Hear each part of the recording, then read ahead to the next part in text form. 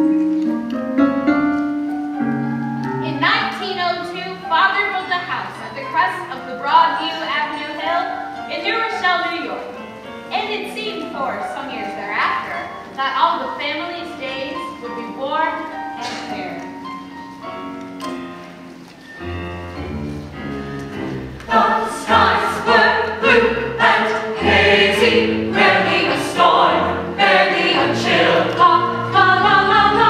The afternoons were lazy, everyone warm, everything still. La la la la la.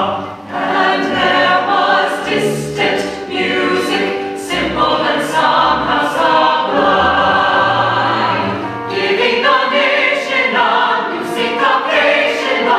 People called it ragtime. Father was well off, very well off. His considerable income was derived from the manufacture of bunting and fireworks and other accoutrements of patriotism. He was also something of an amateur explorer. The house on the hill in New Rochelle was Mother's domain. She took pleasure in making it comfortable for the men of her family, and often told herself how fortunate she was to be so protected and provided for by her husband. Mother's younger brother worked in Father's fireworks factory. He was a genius at explosives, but he was also a young man in search of something to believe in. His sister wondered when he would find it. Grandfather was a professor of Greek and Latin. Now retired and living with his daughter and her family, he was thoroughly irritated by everything.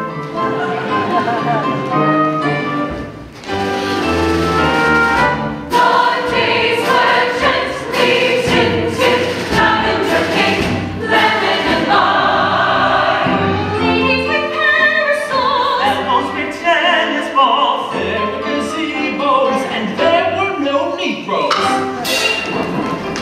and everything was ragtime.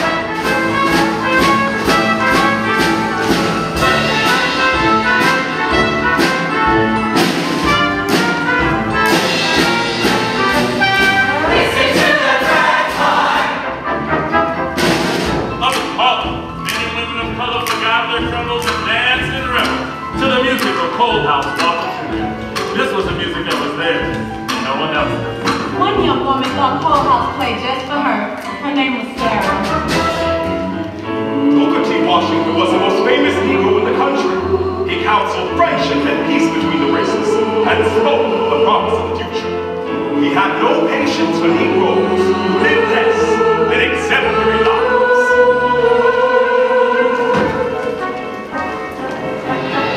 Ladies with parasols, fellows with tennis balls. There were no Negroes and there were no immigrants.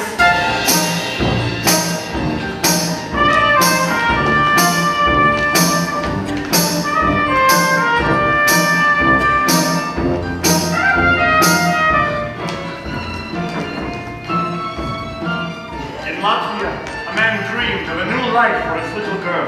It would be a long journey, a terrible one. He would not lose her as he had her mother.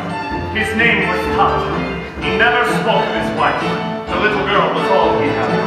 Together, they would escape. Houdini! Look, it's Houdini!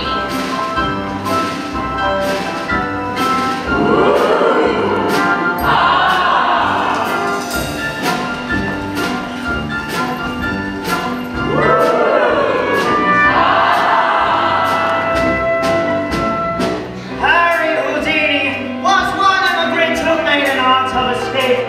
He was a headliner on the top vaudeville circuit. Ich bin die Mutter des großen Königs. He made his mother proud. But of all his achievements, he knew he was only an illusionist. He wanted to believe there was more. Hello, Sonny. More than you! What did you say?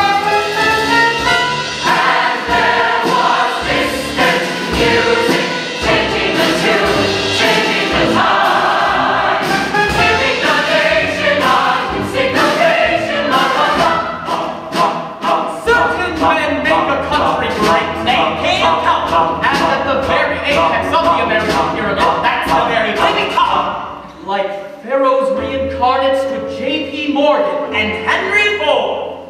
All men are born equal, but the cream rises to the top. Let me at those sons of bitches! These men are the demons who are sucking my very soul dry! I hate them! Someone should arrest that woman! The radical anarchist Emma Goldman fought against the ravages of American capitalism as she watched